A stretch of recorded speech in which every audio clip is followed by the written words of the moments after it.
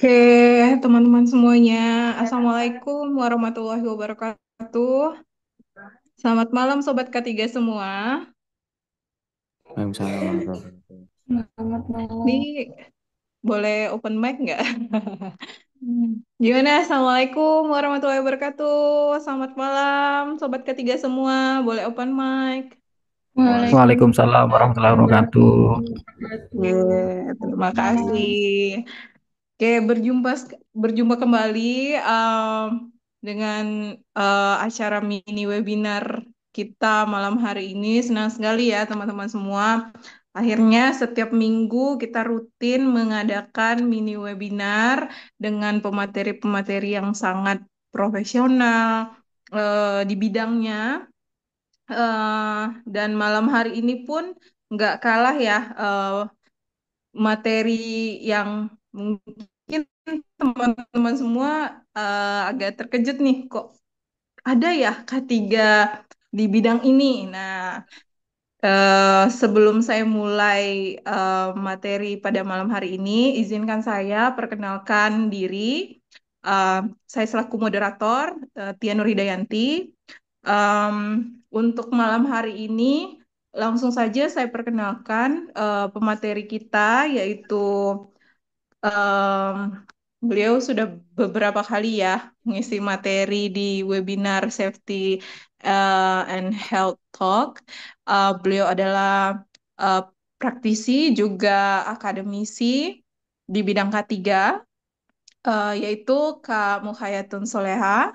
Dan sebelum memulai acara pada malam hari ini, saya ingatkan kembali kepada teman-teman untuk jangan lupa nantinya mengisi link presensi ya di tengah-tengah acara. Nanti panitia akan mengirimkan link presensi ya.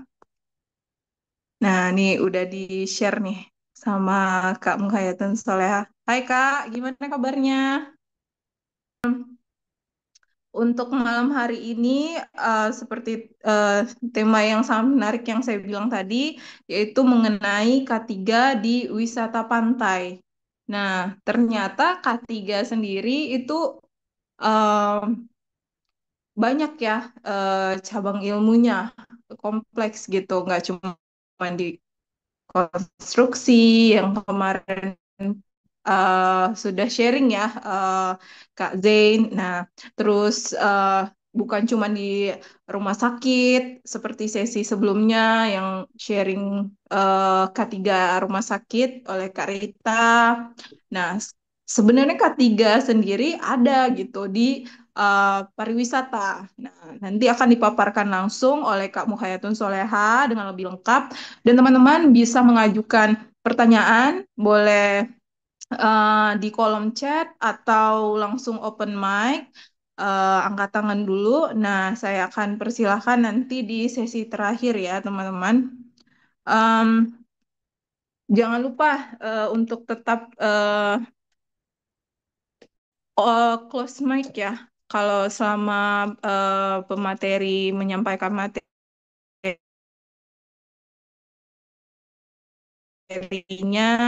duduk dengan sikap yang ergonomis dan jangan lupa letakkan eh, air, tetap terhidrasi selama materi. Oke, langsung saja kepada Kamu Hayatun Soleha untuk materinya malam hari ini dipersilahkan.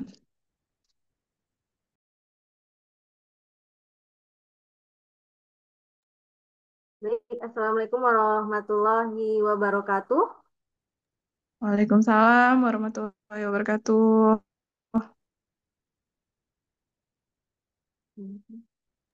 Waalaikumsalam Selamat warahmatullahi malam sobat-sobat ketiga semuanya. Apakah sudah terlihat materinya? Terlihat, Kak. Sudah, Kak.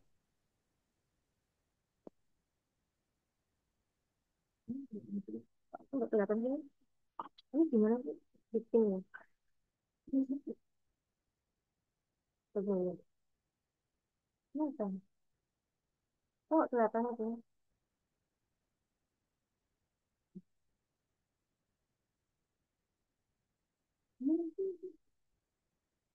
Oh, udah. Ya, selamat malam sobat-sobat K3 semuanya. Bagaimana kabarnya pada malam hari ini?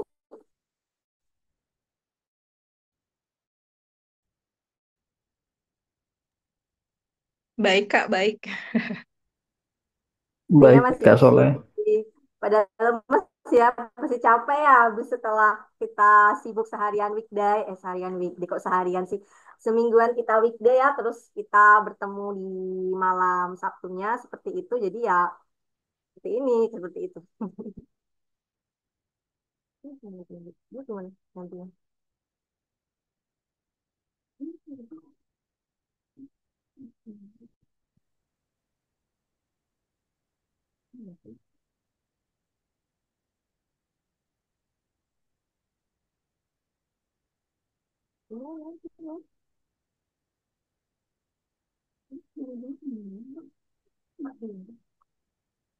Mama, sebentar, ini ada sedikit masalah.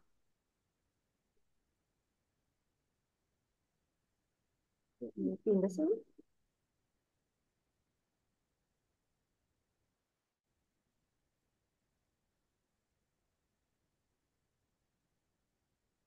Alah, paling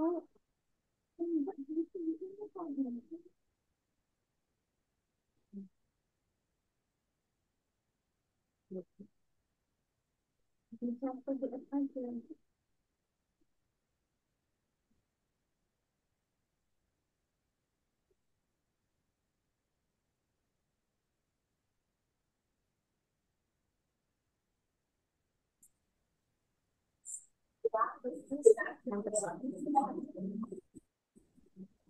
Kak Tia, bisa dibantu sedikit Kak Tia?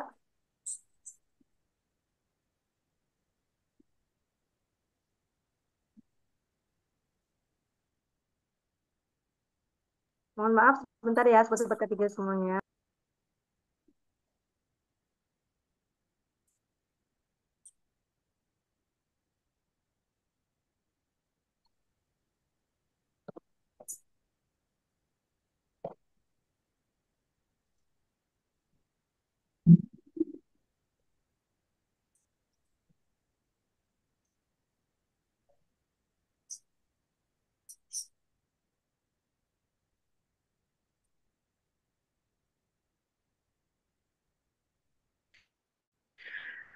Oke, mungkin ini gimana, Kak Soleha? Mungkin sambil menunggu Kak Soleha, ini saya mau tahu dulu nih dari mana aja nih teman-teman semuanya. Boleh ketik di kolom chat dari mana aja nih. Kak, apakah udah terlihat Kak sekarang Kak? Oh, sudah, sudah, sudah. Oh iya, sudah bisa. Tadi ada kesalahan di laptopnya, soalnya ini laptopnya baru. Wah, oke. Baik, sobat ketiga saya teruskan ya untuk webinar kita agar bisa terus berjalan. Baik, sebelumnya Yes. perkenalkan, nama saya Muhayatun Soleha. Untuk pendidikan saya, pendidikan S2 saya mengambil di S2 UGM ya, dengan peminat keselamatan dan kesehatan kerja. Lalu untuk S1-nya saya mengambil di Universitas Sriwijaya dengan peminatan keselamatan dan kesehatan kerja serta kesehatan lingkungan. Dan untuk riwayat pekerjaan saya sekarang ini saya sedang menjadi dosen satu K3 di Stika Yogyakarta ya. Jadi buat sobat-sobat K3 semuanya yang mungkin adiknya atau mungkin kerabatnya atau mungkin temannya yang ingin kuliah di S1 K3 bisa ya bergabung dengan Sekolah Tinggi Ilmu Kesehatan YGI Yogyakarta karena sekarang kami masih open registrasi ya untuk S1 K3 hingga tanggal 30 Oktober 2024. Jadi sobat-sobat K3 yang mau kuliah S1 K3 bisa bergabung di Sekolah Tinggi Ilmu Kesehatan YKI Jakarta. Ini untuk proyek pekerjaan saya yang sekarang ya. Kalau sebelumnya saya bergabung di proyek jadi safety officer di proyek kontrak service atau konstruksi ya di PT Paramita Andalan Struktur tahun 2003 sampai 2024 sebelum saya bergabung di Sekolah Tinggi Ilmu Kesehatan YKI Jakarta. Juga pernah bekerja di LPK ya sebagai staf administrasi. Dan ini untuk sosial media saya, mungkin sobat-sobat K3 semuanya ada yang ingin follow, atau yang ingin kepo, atau yang pengen menambah relasi, atau ingin bertanya-tanya seputar beasiswa S2, atau mungkin seputar event-event perlombaan, seperti itu bisa bertanya kepada saya, atau mungkin tips dan trik menulis seperti itu bisa. Boleh ya, DM-DM ke saya seperti itu di LinkedIn, atau di Facebook, atau di IG saya seperti itu, selain mungkin bertanya tentang hal yang berbau dengan K3, atau mungkin tentang loker kerja kayak itu, mungkin bisa bertanya yang lainnya seperti itu. Mungkin ada yang ingin S2, karena kebetulan saya S2-nya menggunakan beasiswa LPDP. Mungkin sobat-sobat K3 semuanya ada yang ingin tinggal kuliah S2 juga menggunakan beasiswa LPDP juga bisa ya bertanya kepada saya. Ini tentang background saya sedikit ya. Baik, pada malam hari ini kita akan membahas topik atau materi ya pada malam hari ini tentang penerapan keselamatan dan kesehatan kerja di pariwisata. Jadi pada malam hari ini mungkin sifatnya bukan seperti memberi materi ya, tapi kita sharing bersama. Saya hanya berbagi apa-apa yang saya ketahui, apa-apa yang wisata di pantai seperti itu ya. Karena di Jogja ini kan memang untuk pariwisatanya tuh cukup banyak ya, terutama untuk pantai seperti itu. Jadi memang untuk pantai itu cukup penting ya. Kita juga salah satunya juga pantai merupakan destinasi wisata yang sering kita datangin seperti itu. Jadi ya apa salahnya jika kita mengetahui tentang bagaimana sih keselamatan dan kesehatan kerja di pantai seperti itu.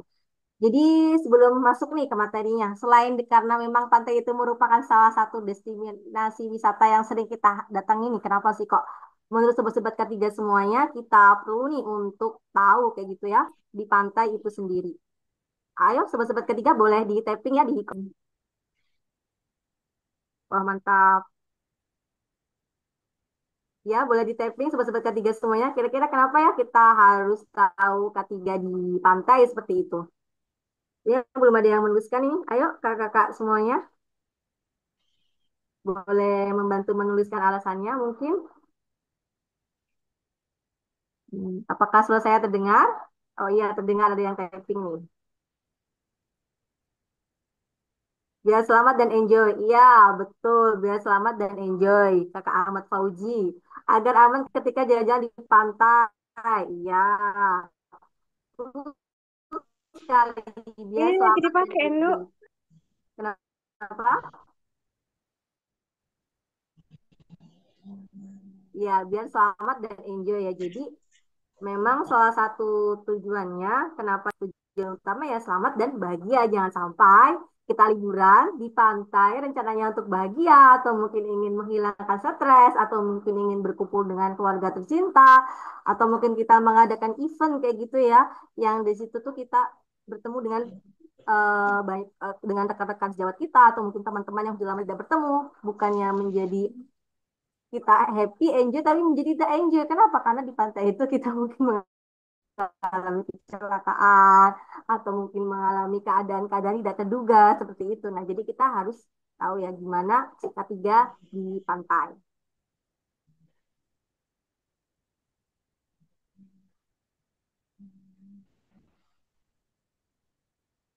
Nah, baik ya, kita lanjut ya. Nah, mengapa sih K3 di pantai itu penting? Nah, itu tadi kan sudah dijawab ya. Untuk K3 di pantai. Pas kameranya.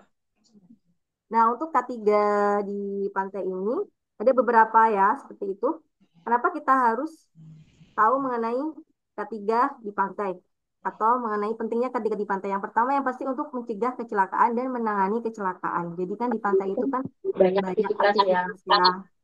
Kita Kita banyak banyak aktivitas, aktivitas, terus kita banyak melakukan kita banyak melakukan. banyak aktivitas, kita banyak melakukan hal-hal seperti itu, mungkin bermain bersama keluarga seperti itu kan. Dan di situ juga kita mungkin bermain karang, ada juga hewan-hewan tidak terduga gitu. Jadi di pantai itu termasuk tempat yang beresiko tinggi ya untuk kecelakaan. Jadi kalau kita tahu K3 jadi bisa mencegah kecelakaan dan juga menangani kecelakaan. Maksudnya menangani kecelakaan itu bagaimana? Ya jika K3-nya itu diterapkan, mungkin jika kita terluka, terluka tergores atau terkena sesuatu yang tidak sengaja kan bisa segera diberikan pertolongan di pantai ya. Di situ kadang kan ada keadaan atau kondisi yang tidak terduga seperti itu atau bencana alam atau mungkin tsunami atau mungkin tiba-tiba ada gelombang besar yang tidak terduga ya gitu. Itu kan kalau misalnya kita tahu K3, kita memang diterapkan di situ di pantai menerapkan K3, jadi kita tidak bingung karena di situ pasti sudah ada tanda-tanda evakuasi harus kemana, sudah ada tanda-tanda peringatan, sudah ada papan informasi mengenai bagaimana jika terjadi bahaya seperti itu kan, atau kondisinya tidak terduga, sudah ada penjelasannya dan juga informasinya, dan mungkin juga ada yang menjelaskan kepada pengunjungnya seperti itu. Terus ya yang selanjutnya adalah untuk melindungi, tentunya untuk melindungi keselamatan dan kesehatan pengunjung serta pekerja. Itu yang utamanya kan intinya. Inti dari ketika intinya selamat dan juga sehat. Siapa sih yang selamat dan sehat? Ya intinya pengunjung dan pekerja dan semua yang ada di pantai sebenarnya seperti itu. Terus untuk apa lagi sih? Untuk kelestarian lingkungan. Nah, selanjutnya juga untuk meningkatkan kepercayaan dan kenyamanan. Kan kenapa kok bisa dikatakan kalau kita menerapkan ketiga di pantai kok bisa menyebabkan kenyamanan dan juga meningkatkan kepercayaan. Misalnya nih, kita sebagai pengunjung seperti itu, kita berkunjung di sebuah alat-alat keselamatannya lengkap, terus alat-alat untuk bermain airnya lengkap, aman, dan alat-alatnya itu selalu dicek, selalu dirawat secara berkala, seperti itu. Ada SOP-nya. Terus di situ ada petugas pantainya yang menjaga, ada petugas-petugas yang mahir memberikan pertolongan pertama, mahir memberikan informasi, mahir memberikan arahan untuk cara berenang yang aman mungkin, atau mungkin bisa juga jarak aman berenang, atau mungkin area-area yang boleh didatangin, jadi didatangin kalau ada yang memandu, ada yang mengarahkan, ada yang mengawasi, dan kita merasa lebih tenang, kita merasa lebih nyaman, kita merasa lebih percaya kayak gitu. Karena kita merasa loh kayak gitu. Karena kita sudah melakukan beberapa antisipasi atau pencegahan jika terjadi hal-hal yang tidak diinginkan seperti itu. Nah, itu dia namanya meningkatkan kepercayaan dan juga kenyamanan. Nah, kalau pengunjung sudah percaya, terus pengunjungnya sudah nyaman, otomatis akan meningkatkan daya kunjung dari pengunjung itu sendiri. Terus selanjutnya, kenapa penting? Nah, pentingnya itu selanjutnya adalah dengan kita menerapkan ketiga di pantai, kita telah mematuhi regulasi dan juga standar keselamatan yang berlaku di Indonesia. Selanjutnya, mengurangi biaya kerugian. Kenapa kok bisa mengurangi biaya kerugian? Nah, itu ketika memang tidak terjadi kecelakaan, terus di situ tidak terjadi hal-hal yang tidak diinginkan seperti itu ya, berarti kan tidak ada bahaya, tidak ada biaya yang harus dikeluarkan untuk pengobatan, untuk perawatan, untuk perbaikan, dan kalau ada kecelakaan di situ kan Aku otomatis. lupa ada webinar apa Ya Kak, selamat ketiga ya. siang ya Kak. Dan selanjutnya juga bisa meningkatkan kesadaran dan juga edukasi. Kenapa kok di situ bisa meningkatkan kesadaran dan juga edukasi seperti itu? Karena ketika memang menerapkan ketiga kan otomatis setiap pengunjung, setiap pekerja, setiap yang ada di pantai tersebut, termasuk pedagang-pedagangnya juga, tukang parkirnya juga, dalam semua petugas yang bertugas di pantai itu otomatis akan diberikan sosialisasi mengenai K3 seperti itu yang penting di pantai, gitu ya. Nah, selanjutnya adalah mendukung pariwisata berkelanjutan. Tadi dengan adanya K3 seperti itu kan meningkatkan kepercayaan dan kenyamanan, lalu mengurangi biaya kerugian, yang hadir pengunjungnya juga sudah jadi sadar dan mengetahui kayak gitu ya tentang bagaimana sih kalau K3 di pantai, kalau ada kejadian, kalau ada hal yang tidak diinginkan, bagaimana cara lebih tepatnya sih bukan jika ada hal yang yang tidak diinginkan ya, tapi bagaimana sih cara beraktivitas di pantai seperti itu dengan aman dan selamat kayak gitu. Nah, jadi kan mendukung wisata berkelanjutan ketika tidak ada kecelakaan dan pengunjungnya itu merasa aman, merasa nyaman, otomatis akan membuat pariwisata itu semakin berkembang dan menjadi berkelanjutan. Itu kira-kira pentingnya ketiga di wisata pantai. Selanjutnya ini adalah bahaya dan resiko keselamatan dan kesehatan kerja yang bisa saja terjadi di pantai. Yang pertama tuh ada bahaya fisik gitu ya. Bahaya fisik nih bahaya yang berkaitan dengan fisik kita seperti itu ya. Jadi ada arus kayak gitu, ada arus rip kayak gitu. Arus rip ini apa sih? Arus rip tuh ada arus yang bergerak dari pantai menuju laut kayak gitu. Jadi arus ini nih bisa menyebabkan kayak gitu ya resiko terseretnya pengunjung dari pantai ya gitu ya menuju ke lautan pasti terus arus kan pasti ke lautan ya seperti itu. Jadi arus lihat itu tuh arus yang datang dari pantai menuju laut kayak gitu ya. Jadi bisa menyebabkan pengunjung itu terseret arus kayak gitu. Nah itu arus itu salah satu di bahaya fisik. Terus yang kedua itu gelombang besar itu ya. Tiba-tiba datang gelombang besar kayak gitu. Nah, itu kan juga bisa menyebabkan risiko tenggelam bagi yang sedang berenang kayak gitu. Atau mungkin sedang bermain di pantai tiba-tiba ada gelombang datang gitu kan bisa terbawa dengan air gelombang tadi ya kayak gitu. Terus ada juga karang. Mungkin bisa juga terluka atau tergores akibat karang kayak gitu kan bermain di pantai kayak gitu. Terus hewan berbahaya. Nah, tidak sengaja misalnya tergigit atau tersengat oleh hewan-hewan berbahaya yang tidak kita ketahui kayak gitu. Nah, kalau misalnya di pantai itu tuh ada ketiganya, otomatis kan di situ juga disediakan P3K kayak gitu. Otomatis langsung diberikan pertolongan pertama kayak gitu. Kalau misalnya emang di pantai itu diterapkan K3 dan juga petugasnya pasti kan sigap untuk segera memberikan pertolongan kayak gitu. Terus ada lagi nih yang selanjutnya bahaya dan risiko di pantai ya. Nah ini posisi tubuh yang salah. Posisi tubuh yang salah ini gimana sih? Ya misalnya kalau di pantai kayak gitu kita berjemur, lalu kita duduk, kita berleha-leha, kita berjemur di bawah matahari kayak gitu. Nah, kalau misalnya posisi kita tuh tidak ergonomis, nah ini berhubungan ya dengan yang nomor 4 ya, poin keempat. Dan alat-alatnya tidak ergonomis misalnya apa namanya yang untuk duduk tuh bangku yang untuk duduk seperti itu tidak ergonomis misalnya otomatis kan kita akan mengalami gangguan punggung kayak gitu ya kita akan nggak lelah kayak gitu nggak akan bertahan lama kayak gitu pasti akan mengalami yang namanya gangguan punggung seperti itu ya mengangkat beban berat nah biasanya kan kalau di pantai itu beberapa orang tuh banyak membawa barang ya dari makanan cemilan makanan berat cemilan nah ada beberapa yang seperti itu ya terus membawa tiket perempuan. Lantas, dari manakah hair extension sebenarnya berasal? terus selanjutnya mungkin juga kelelahan kayak gitu akibat aktivitas yang berlebihan. Misalnya di pantai nih kita bermain kayak gitu udah berenang, main voli, terus lari-larian, main-main yang lainnya lagi kayak gitu. Main pasir dan lain sebagainya itu juga kalau kita berlebihan kayak gitu juga kita bisa kelelahan kayak gitu. Terus ada juga bahaya perilaku. Bahaya perilaku ini berkaitan dengan perilaku pengunjung kayak gitu ya. Mungkin bisa jadi salah satu contohnya ya di bahaya perilaku ini adalah wisatawan yang tidak menggunakan peralatan keselamatan saat berenang atau melakukan aktivitas di air kayak gitu ya, yang berisiko tinggi mengalami kecelakaan seperti tenggelam kayak gitu. Jadi ada beberapa mungkin wisatawan yang tidak taat terhadap peraturan, mungkin ketiganya udah ada nih tapi tidak taat atau mungkin sudah disediakan oleh pengelola tapi tidak terawat kayak gitu. Ada juga kan.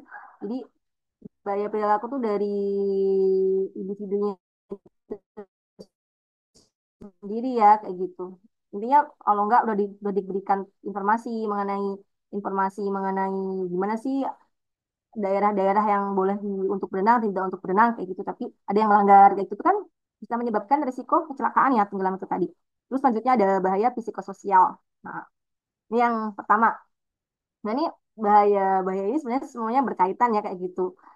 Nah, bahaya psikososialnya yang pertama adalah karena kurangnya rambu peringatan kayak gitu ya. Jadi kurangnya rambu peringatan ini dalam artian nih tidak ada rambu-rambu peringatan sama sekali. Mungkin tidak ada area mana yang boleh berenang dan tidak berenang. Terus jarak jaraknya berapa gitu. Apa keterangan jarak tinggi laut tinggi airnya itu berapa kayak gitu kan mungkin kan ada keterangannya kayak gitu. Terus tidak ada tanda-tanda peringatan yang lainnya atau mungkin tanda tanda area bahaya, area-area yang tidak boleh didatangin, terus nah seperti itu. Jadi kalau tidak ada lampu peringatan, kita kan pasti was-was kayak gitu ya. Ini aman atau enggak kayak gitu. Tidak ada informasi mengenai di situ ya bagaimana sih keamanan di pantai itu kayak gitu. Jadi kita mungkin merasa tidak nyaman dan juga was-was kayak gitu ya.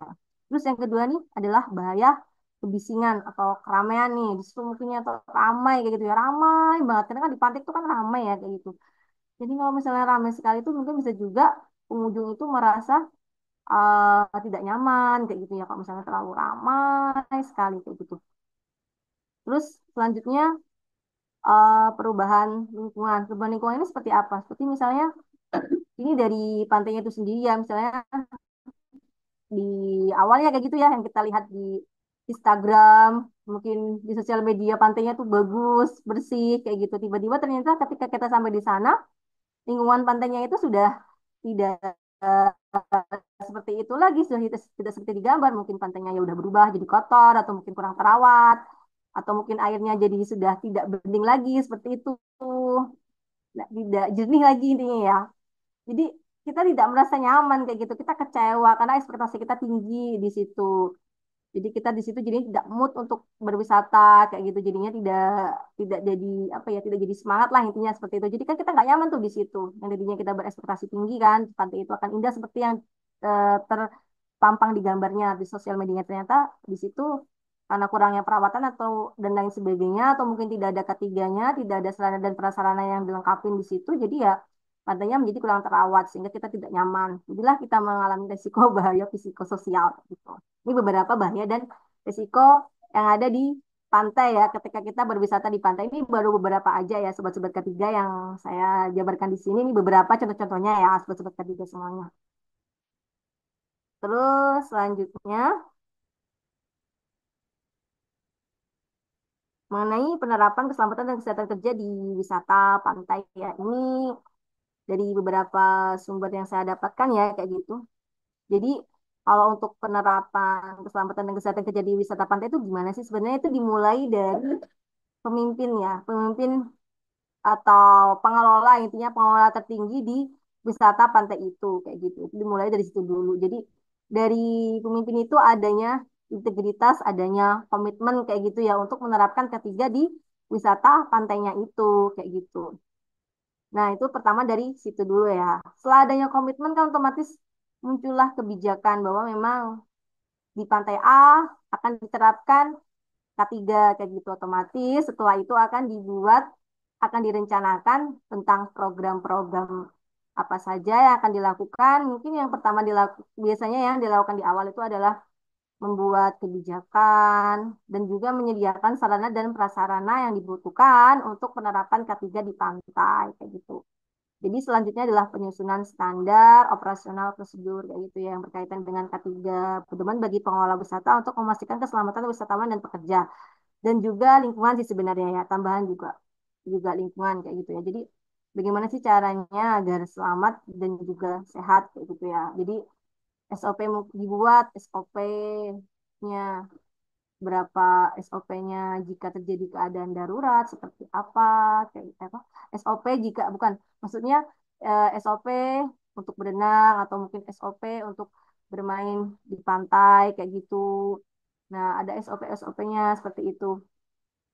Banyak sih SOP yang diperlukan di pantai kayak gitu ya. Terus juga ada ini kan tentang SOP ya, selain tentang SOP di pantai itu kayak gitu ya, juga diperlukan juga dokumen-dokumen pendukung lainnya kayak gitu ya. Terus setelah itu dari aspek personalnya ya, di situ pekerja nih harus paham kayak gitu mengenai SOP yang ada di pantai, terus memberikan pertolongan pertama, memberikan informasi keselamatan. Jadi diharapkan itu petugas pantai itu diberikan edukasi tentang K3 setelah itu ya dijelaskan jadi paham mengenai SOP-nya bisa memberikan pertolongan pertama terus bisa memberikan informasi kepada wisatawan kayak gitu terus selanjutnya dari aspek perlengkapan keselamatan nah ini di pantainya ya jadi pantainya juga menyediakan peralatan keselamatan yang lengkap kayak gitu misalnya ada masker, snorkel, fin dan peloton scuba bagi penyelam kayak gitu jadi disediakanlah semua peralatan yang dibutuhkan jika memang akan diadakan kegiatan-kegiatan yang di bawah air itu ya seperti misalnya ingin menyelam gitu jadi disediakan kayak gitu untuk alat-alatnya kayak gitu dilengkapin. Terus selanjutnya ada perilaku aman dan kesadaran keselamatan. Jadi kalau di sini ya contohnya itu dari pemimpinnya, pemimpin atau pengelola pantainya itu tuh salah satunya ya kayak gitu melakukan pembenahan fasilitas setiap 3 bulan sekali untuk memastikan keselamatan para pekerja dan pengunjung. Jadi alat-alatnya itu yang ada di pantai, peralatan semuanya itu dari apa, dari peralatan-peralatan yang digunakan untuk APD ya, pelindung diri ketika beraktivitas di air kayak gitu. Misalnya di menyelam kayak gitu, itu dirawat, itu diinspeksi setiap 3 bulan sekali kayak gitu untuk memastikan kelayakan alat tersebut dan juga masih layak dan juga untuk digunakan kayak gitu. Itu dipastikan lagi kayak gitu. Terus ada aspek kesehatan wisatawan. Jadi misalnya wisatawan tuh akan sebelum menyelam kayak gitu ya. Kalau misalnya bagusnya lagi seperti itu ada pemeriksaan kondisi kesehatan kayak gitu untuk memastikan bahwa wisatawan itu memang misalnya tidak punya epilepsi kayak gitu. Jadi tidak rawan ya ketika dia tiba-tiba berenang atau mungkin menyelam tiba-tiba epilepsinya kambuh gitu kan apa ya berisiko tinggi kayak gitu ya misalnya di bawah air tiba-tiba kambuh gitu. Jadi dipastikan tidak memiliki epilepsi misalnya kayak gitu atau mungkin pemeriksaan kesehatan yang lainnya. Jadi setiap wisatawan kalau diberikan pemeriksaan kesehatan sebelum bermain aktivitas di bawah air kayak gitu ketika di pantai gitu ya ketika memang ada pantai yang menyediakan wisata untuk di bawah air kayak gitu itu lebih baik lagi kayak gitu ya nggak ada aspek kesehatan wisatawan kayak gitu ada pemeriksaan kesehatan terus selanjutnya ada aspek lingkungan jadi selain dari berfokus pada pekerja dan juga pengunjung ya untuk eh, utamanya juga baiknya lagi kan yang berkaitan dengan untuk keselamatan pengunjung dan pekerja adalah lingkungan. Karena lingkungan juga berpengaruh ya terhadap kesehatan pengunjung dan pekerja kayak gitu. Kalau misalnya nih pantainya tidak terawat nih dari sisi lingkungan, di situ sampahnya tidak terawat dengan baik, tidak ada pengelolaan sampahnya, sampahnya tidak diolah dengan baik, kan bisa juga sampah-sampah tadi yang bertumpuk itu bisa menyebabkan risiko ya munculnya bibit penyakit kayak gitu yang tidak sehat kayak gitu mungkin bisa mencemari air di pantai tersebut kayak gitu kalau misalnya banyak sampah itu tidak terus jadi harus ada pengelolaan sampah di pantai tersebut nah jadi harus dipastikan bahwa pantainya itu bersih lah lebih ke kebersihan sih kalau untuk lingkungan ya kalau menurut peraturannya itu lebih ke kebersihan ya kayak gitu. Maaf, Kak Leha, Kak Soleha, ini tinggal waktunya tinggal 5 menit ya, Kak ya? Oh iya baik Katia. Oke.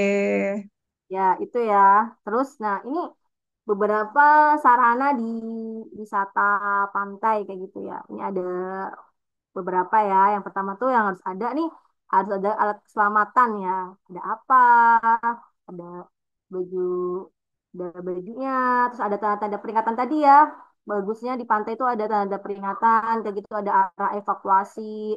Terus di pantai itu juga ada area yang boleh berenang, area yang tidak boleh berenang, kayak titik kumpulnya, terus ada juga pokoknya intinya ada informasi ya untuk jalur evakuasi kayak gitu. Ada kotak, ada peralatan P3K. Nah, ini kan saya bilang tadi ada peralatan P3K kayak gitu. Ini berdasarkan peraturan yang ada ya, sobat-sobat K3 semuanya. Terus selanjutnya, nah, sarana pengolahan limbah. Nah, ini kan kalau di peraturannya itu yang berkaitan dengan ini adalah adanya sarana kebersihan dan juga pengolahan limbah. Jadi di situ tuh ya seperti pada instansi-instansi lainnya ya atau instansi-instansi lainnya seperti itu ya. Jadi di situ juga ada kotak sampah organik dan juga anorganik kayak gitu ya. Jadi dipisah kotak sampahnya. Terus selain itu juga ada pengolahan limbah, limbah padat dan limbah cair. Misalnya di situ ada limbahnya kayak gitu. Itu dipisah untuk harus ada pengolahan limbahnya seperti itu. Itu di peraturannya salah satu sarananya. Terus sarana lainnya apa yang harus ada? Nah, di situ juga ada toilet yang memadai seperti itu. Terus ada tempat parkir. Nah, tempat parkir juga berkaitan ya untuk keselamatan dan juga keamanan pengunjungnya. Misalnya di pantai kayak gitu tidak ada parkirannya gitu, tidak ada yang menunggu kayak gitu kan. Kita was-was juga ya, jadi kita terkena bayar psikososial kayak gitu. Kita was-was itu aman nggak ya? Motornya ditinggal di sana kayak gitu, tidak ada yang jaga misal. Tapi kan ya itu hanya sebuah permisalan ya seperti itu. Terus sarana pendukung lainnya itu apa ya? Itu ada ini staf administrasi gitu. Jadi ada administrasi. Administrasi itu banyak ya kaitannya ini berkaitan dengan informasi-informasi yang bisa diberikan oleh kita ya kepada pengunjung kayak gitu. Selain dari tiket ya, selain untuk tiket, mungkin informasi ini juga berkaitan dengan misalnya ini ada tiba-tiba ada bahaya kayak gitu. Kita bisa menyebarkan informasi kayak gitu. Ada mikrofon yang bisa menjangkau seluruh area pantai misalnya tiba-tiba di situ akan ada gelombang besar. Nah, kita langsung membuat pengumuman kayak gitu dari tempat administrasi ini kayak gitu. Terus pokoknya tidak tidak hanya berfokus ke tiket saja intinya kalau untuk administrasi ini ya. Selanjutnya,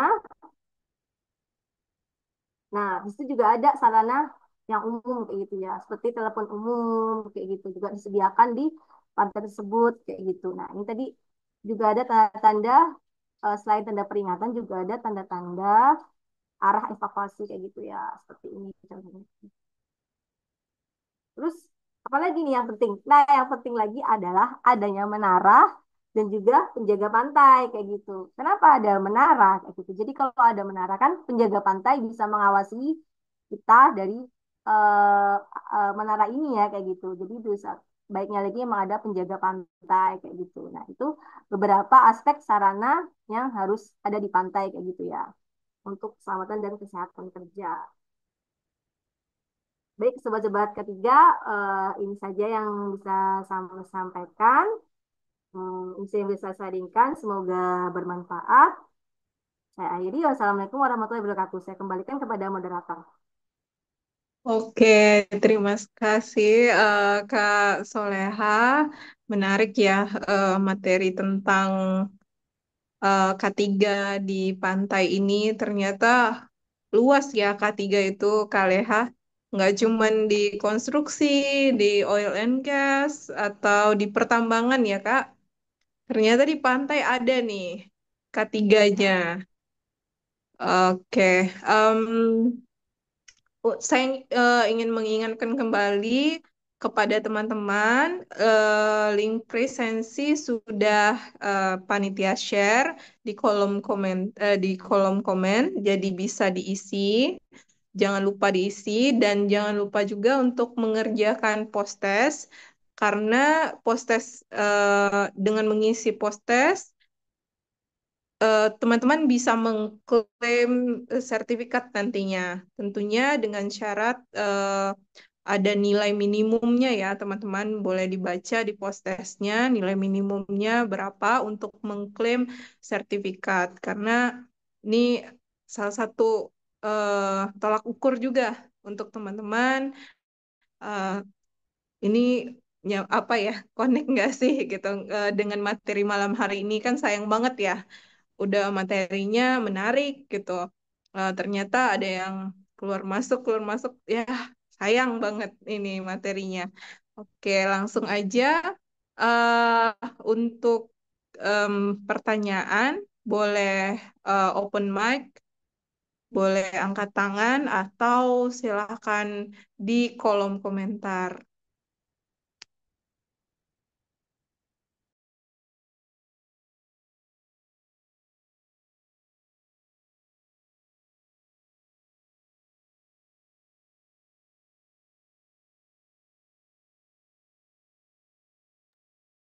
Gimana teman-teman semua, ada yang mau nanya? Boleh di kolom komentar atau angkat tangan atau langsung open mic.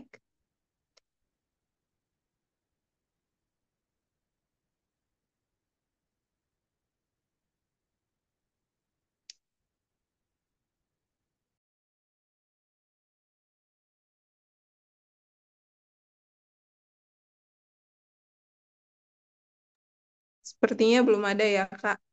eh Mungkin saya nih yang mau bertanya nih. Dengan Kak Leha, boleh ya, Kak ya? Ya Kak, boleh Kak. Oke. Eh, jadi kalau misalnya di wisata pantai itu tuh termasuk seperti yang Kakak jelaskan tadi, itu kan yang pertama itu harus bertanggung jawab itu pimpinan ya kan, Kak? Jadi kalau di pantai itu siapa yang menjadi pimpinannya itu, Kak? Itu, Kak. Apakah pihak swasta atau pihak pemerintah atau bagaimana tuh, Kak?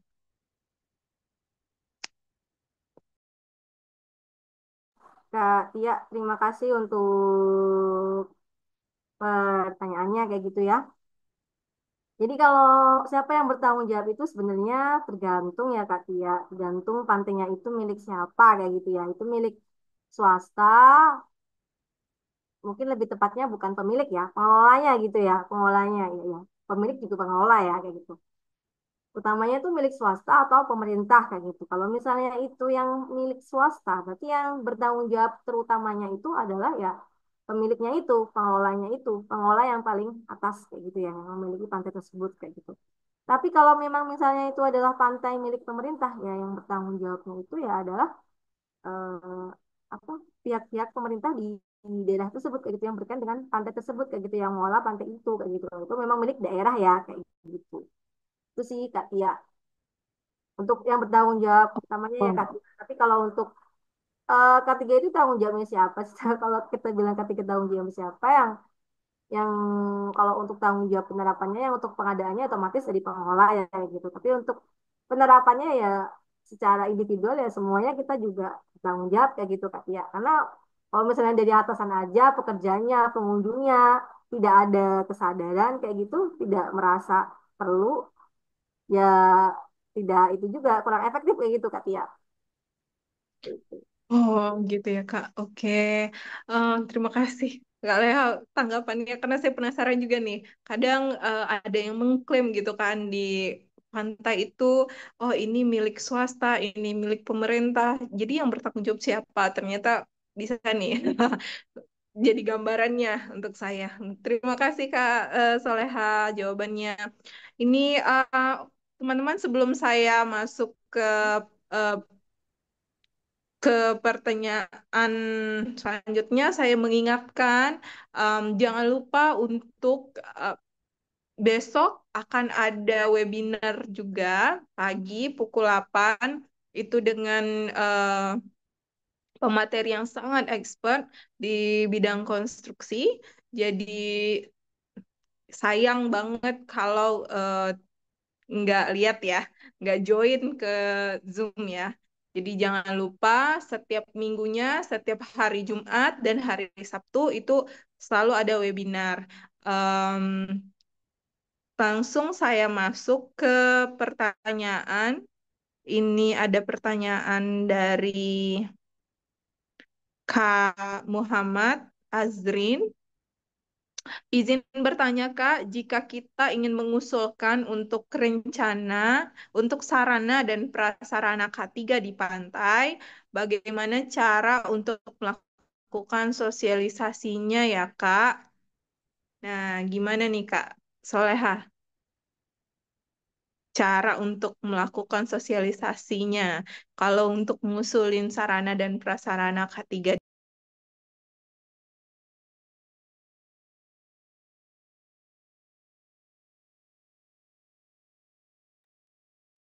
Ini ada pertanyaan ya dari Kakak Azrin kayak gitu ya. Iya, Eh, Kak. Kak siapa Kak? Muhammad Azrin, Kak. Oh iya, Kak Muhammad kayak gitu ya. Nah, jadi untuk mengusulkan sarana dan prasarana K3 di pantai, bagaimana cara melakukan sosialisasinya, Kak? Oh, bagaimana cara mengusulkan sosialisasinya ke mungkin ke pemiliknya kayak gitu ya. Ya, kalau misalnya untuk real time-nya kayak gitu ya, Kakak Azrin kayak gitu di lapangannya secara langsung kayak gitu ya. Cara kita untuk mengusulkannya ya, yang cara kita untuk mengusulkannya yaitu pertama kita lakukan terlebih dahulu apa namanya bukan studi kasus ya. Jadi kita lakukan terlebih dahulu seperti itu kasusnya kayak gitu, kasus di pantai tersebut kayak gitu ya. Kita cari tahu terlebih dahulu masalah-masalah di situ dengan tidak adanya K3 kayak gitu. Misalnya pantainya itu memang belum ada K3, jadi kita tanya-tanya dulu nih ke pengunjung atau ke petugas di situ, ke pedagang di situ yang ngobrol-ngobrol biasa, tapi jangan menunjukkan bahwa kita memang sedang mencari tahu gitu, ngobrol-ngobrol biasa aja kayak gitu ke misalnya ke pedagang yang di situ yang udah berdagang lama kayak gitu ya. Terus kita tanya apakah pernah terjadi kecelakaan, apakah di sini kalau misalnya ada yang berenang kayak gitu, misalnya di situ tidak ada tidak ada yang ngawasin, terus tidak ada apa tanda-tanda pemisah antara batas aman dan batas tidak aman kayak gitu ya. Apakah pernah terjadi kecelakaan gitu, misalnya pernah kejadian kecelakaan kayak gitu ya. Kita kumpulkan gitu Kak Azrin tentang fakta-faktanya yang terjadi, bahaya, bahaya bukan bahaya sih ya, kejadian-kejadian yang udah terjadi karena tidak adanya K3 kayak gitu ya. Terus setelah kita kumpulkan misalnya kok ternyata di situ ditemukan nih beberapa hal yang terjadi gara-gara tidak diterapkan ketiga, terus itu lingkungannya juga jadi rusak, misalnya sampahnya tidak terkelola dengan baik kayak gitu ya misalnya. Terus kita bisa nih dengan beberapa masalah dan temuan yang kita temukan di lapangan kayak gitu ya. Di situ kita bisa jadikan itu temuan-temuan yang kita temukan di lapangan itu sebagai dasar kita mengusulkan adanya sarana dan prasarana K3 kepada pengelola kayak gitu atau pengurus pantai tersebut kayak gitu kita usulkan kayak gitu setelah kita temukan, oh kita ngobrol baik-baik diskusi kayak gitulah intinya. Nah, tapi setelah kita memang mendapatkan temuan-temuan kayak gitu ya untuk kan kita mengusulkan sesuatu ketika kan kalau kita mengusulkan sesuatu kan sarana dan prasarana pertanyaannya aja itu kan pasti kan membutuhkan biaya. Tapi kalau misalnya memang di situ tidak ada temuan kayak gitu terus selain ya itu agak susah ya kayak gitu kurang itu juga kurang meyakinkan kenapa harus ada ini sedangkan misalnya untuk penerapan K3 di pantai itu ya bisa jadi misalnya belum terlalu di apa ya diwajibkan atau masih dalam proses pengembangan kayak gitu ya. Walaupun emang peraturannya sudah ada kayak gitu ya untuk wisata pantai itu harus emang ada beberapa sarana yang harus ada kayak gitu ya. Jadi ketika mengusulkannya ya seperti itu atau mungkin emang ternyata emang belum tahu nih kalau misalnya ada nih pemerintah mengeluarkan sarana dan prasarana kayak kita juga beritahu kalau pemerintah udah mengeluarkan undang-undang mengenai perlengkapan sarana dan prasarana K3 di pantai kayak gitu. Itu salah satunya caranya seperti itu ya. Kak Azrin untuk real test, untuk realnya di lapangannya seperti itu. Terus selain itu juga mungkin untuk ke Kak Azrin kayak gitu ya untuk sosialisasinya gimana? Itu untuk sosialisasi ke bagian atas ya. Misalnya di situ belum ada sama sekali untuk K3 di pantainya. Ya, kita cari tahu dulu tuh itu milik siapa kayak gitu kan. Terus selanjutnya misalnya solusinya itu hanya untuk menyampaikan mengusulkan ke pekerjanya aja kayak gitu ya. Ya udah kita cari tahu nih apa yang nggak ada di situ. Mungkin kita sampaikan ke pekerjanya yang nggak ada ini, yang harus ada seperti ini kayak gitu. Oh iya Kak, ya terima kasih. Ya makasih Kak Azin untuk pertanyaannya. Oke, terima kasih jawabannya juga Kak Soleha. Ini pertanyaan selanjutnya ya Kak, dari Kak Muti. Terima kasih atas materinya. Izin bertanya, salah satu yang dicari di pantai adalah sinar matahari. Sedangkan setahu saya di industri, sinar matahari atau UV menjadi salah satu bahaya yang memiliki risiko hingga menyebabkan kanker. Bagaimana tanggapan Kakak mengenai hal tersebut? Nah, gimana nih Kak? Ini mungkin lebih ke kesehatan ya Kak ya, di pantainya.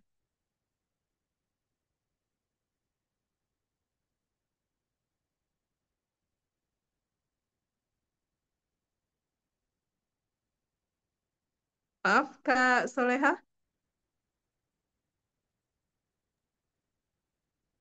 Bisa mendengar suara saya, Kak? Gimana Kak tadi Kak?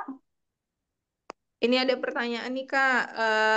Salah satu yang dicari di pantai adalah sinar matahari. Sedangkan setahu saya di industri, sinar matahari atau UV menjadi salah satu bahaya yang memiliki risiko hingga menyebabkan kanker. Bagaimana tanggapan Kak Soleha mengenai hal tersebut?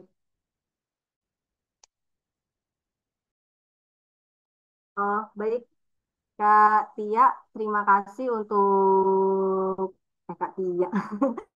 Baik Kak Muti, terima kasih untuk pertanyaan ya. Jadi kalau untuk sinar UV di pantai kayak gitu ya, itu bagaimana kayak gitu ya.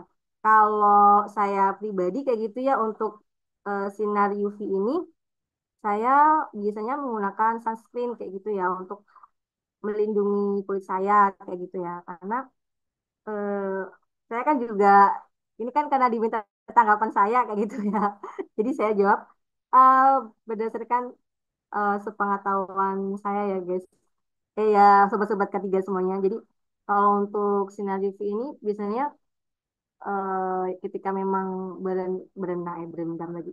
berjemur di pantai kayak gitu ya, ya kita gunakan sunscreen kayak gitu yang dibutuhkan seperti itu. Tapi gunakan yang SPF-nya besar, SPF-nya tinggi kayak gitu ya. Karena kita kan memang berenang kita berjemur di pantai kayak gitu. Jadi kita gunakan sunscreen kayak gitu untuk melindungi kulit kita. Juga sunscreen juga penting ya kayak gitu selain ketika memang kita sedang berjemur di pantai kayak gitu ya. Jadi ketika memang kita di dalam ruangan pun kita disarankan kayak gitu ya berdasarkan dari informasi yang saya dapatkan gitu kita disarankan untuk mengulang menggunakan sunscreen itu eh, sekitar 6 jam sekali kayak gitu kalau memang kita di dalam ruangan kayak gitu. Terus ketika memang di luar ruangan ya itu lebih sering lagi itu lebih baik. Jadi ketika memang kita di pantai ya kita lebih sering saja menggunakan sunscreen kayak gitu.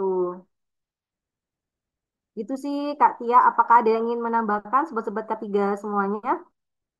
Atau mungkin eh, jawabannya kurang mewakili atau mungkin kurang cukup kayak gitu?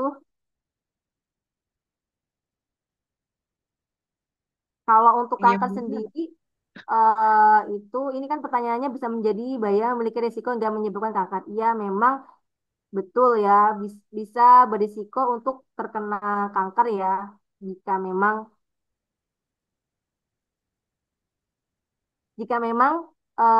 apa namanya di di pantai itu, maaf, maaf, maaf, maaf, salah. Nah, jika memang paparan sinar posisinya itu dalam jangka yang panjang, memang bisa meningkatkan risiko terkena kanker. Nah, kayak gitu. Jadi ya kita harus mencegahnya dengan menjaga kulit kita ketika memang kita di bawah sinar matahari kayak gitu. oke. Apakah Berarti kalau ada untuk kesehatannya, ya memang karena kita terpapar ya Kak ya, sinar matahari dan salah satu pemicu kanker kulit juga.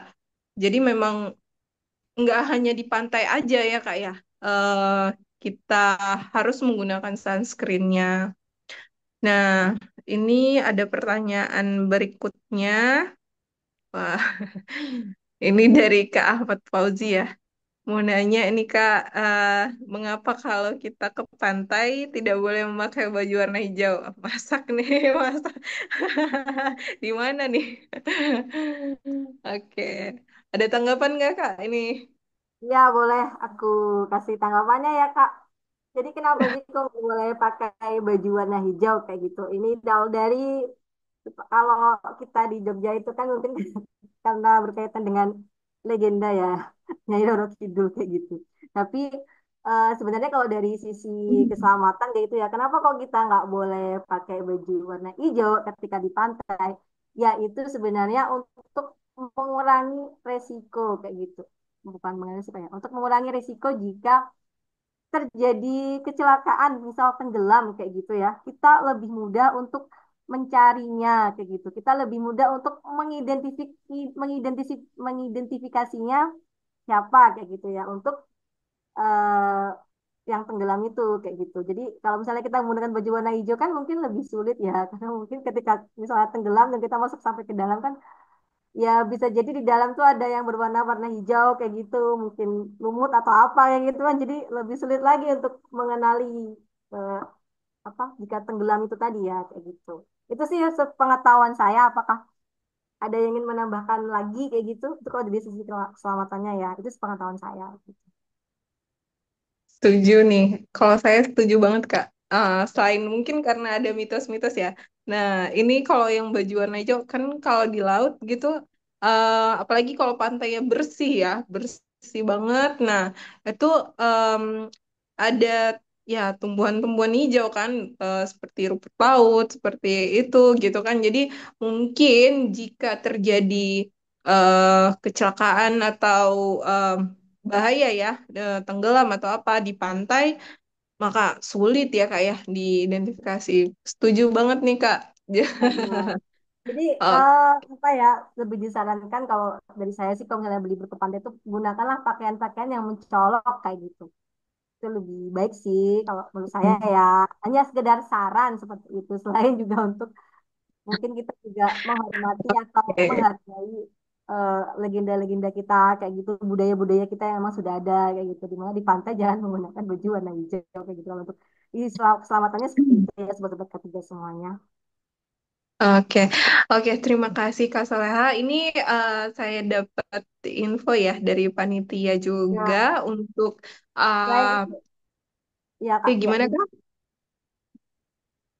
Oke, untuk em, kita dari tim Safety and Health Talk mengadakan sayembara untuk sayembara video ya, testimoni webinar Safety and Health Talk. Kepada teman-teman semua bisa mengirimkan video-video terbaiknya. Nah, 5 video terbaik akan mendapatkan hadiah yang sangat menarik. Yang pastinya dari tim kita dari Safety and Health Talk. Jadi nanti teman-teman bisa mengirimkan video singkat saja, boleh eh, kesan pesannya untuk Safety and Health Talk. eh, Bagaimana selama ini, apalagi kita sudah memasuki jilid kedua, tinggal 2 lagi ya teman-teman untuk jilid kedua ini 2 sesi lagi, maka kita akan melanjutkan lagi sesi yang ketiga ya, insya Allah ya. Kalau ada nggak nih panitia nih, ada nggak jilid ketiga nih? Jadi mudah-mudahan ada ya. Jadi semakin berkembang pengetahuan kita, semakin dalam pengetahuan kita tentang safety and health. Um, Selanjutnya ada lagi pertanyaan. Oh, ini mungkin pertanyaan terakhir ya Kak ya, dari Kak Eko. Perkenalkan, nama saya Eko dari Cirebon. Wah, jauh nih Kak, dari Cirebon. Selain pada pengelola dan pengunjung yang masih belum mendapat perhatian, adalah para nelayan. Beberapa kasus masih banyak nelayan yang tenggelam ketika melaut. Kira-kira hal ini menjadi tanggung jawab siapa ya Kak? Apakah juragan atau stakeholder lainnya? Karena kalau berdasarkan data, nelayan yang memperoleh perlindungan BPJS Ketenagakerjaan juga belum semua mendapatkannya. Nah, gimana nih Kak? Menurut Kak Soleha, untuk nelayan-nelayannya nih, itu tanggung oke, jawabnya baik. siapa? Hmm. Oke, dipersilakan Kak. Oke, baik. Terima kasih Kak. Siapa nih? Yang tadi jauh sekali. Izin mencoba menjawab ya Kak Eko Maulana. Eko, Kak dari Eko Cirebon Maulana Kak. Syaputra dari Cirebon. Masya Allah pertanyaannya bagus sekali ya.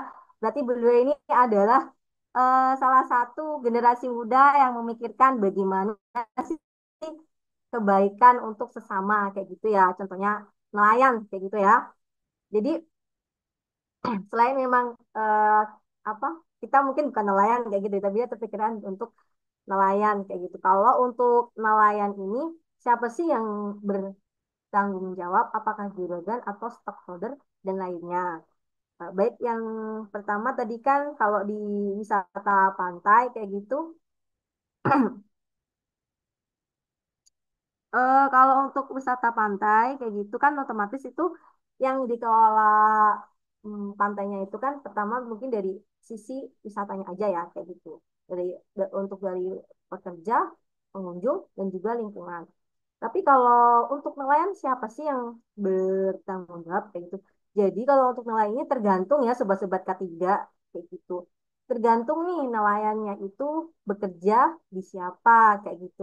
Bekerja di mana seperti itu. Jadi kalau misalnya nih nelayan itu ini kan juga ada kata-kata dan tidak semua mendapatkan perlindungan BPJS Ketenagakerjaan. Nah, seperti yang kita ketahui biasanya kalau yang mendapatkan BPJS Ketenagakerjaan itu adalah yang bekerja ya di suatu instansi atau mungkin perusahaan gitu. Jadi misalnya nelayannya ini nih bekerja pada pemilik kapal gitu atau perusahaan atau instansi apapun itu yang berkaitan dengan kapal. Siapa sih yang bertanggung jawab untuk keselamatan nelayan ini, ya pemilik perusahaan itu, pemilik usaha itu kayak gitu harus mendaftarkan BPJS Ketenagakerjaan, harus melengkapi alat-alat di kapalnya itu, harus melengkapi semua apa namanya peraturan-peraturan yang ada di pemerintahan kayak gitu. Nah, semua harus dilengkapin kayak gitu. Dan dia yang bertanggung jawab kalau misalnya terjadi kecelakaan, siapa yang bertanggung jawab? Ya pemilik kapalnya itu kayak gitu. Kalau memang dia itu adalah pekerja nelayan yang memang terikat kontrak kayak gitu ya, ada tanggung jawab, ada terikat kontrak dengan perusahaan. Nah itu pertama itu. Terus kalau misalnya nih siapa lagi nih yang bertanggung jawab untuk nelayan itu? Nah di case kedua atau kasus yang kedua itu adalah ketika memang nelayan itu tidak bekerja pada siapapun kayak gitu. Siapa yang bertanggung jawab untuk K3 itu sendiri? Kalau misalnya penelayan itu tidak bekerja di suatu instansi, terus dia tidak memiliki BPJS Ketenagakerjaan, kayak gitu ya, dia bekerja mandiri, melaut untuk kebutuhan dirinya sendiri, kayak gitu. Nah, itu ya otomatis ketiganya itu tanggung jawabnya itu ya di dia sendiri, kayak gitu. Dia yang harus melengkapi untuk peralatannya seperti itu. Tapi kalau emang itu biasanya petani nelayan kayak gitu ya, siapa sih yang ikut bertanggung jawab untuk nelayan itu? Ya pemerintah daerah yang di daerah tersebut kayak gitu harusnya memberikan edukasi, sosialisasi seperti itu mengenai K3 seperti itu. Kalau misalnya di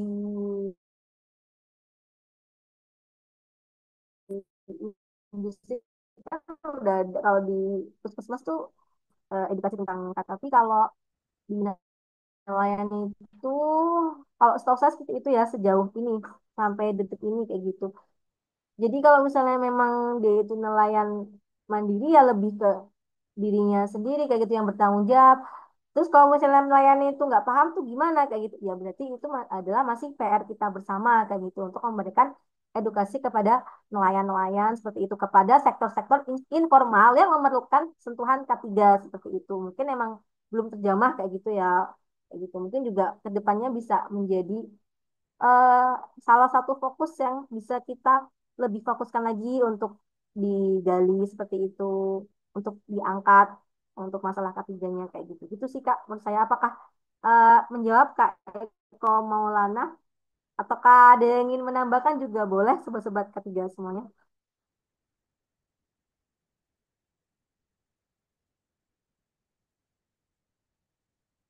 Oke, gimana Kak Eko?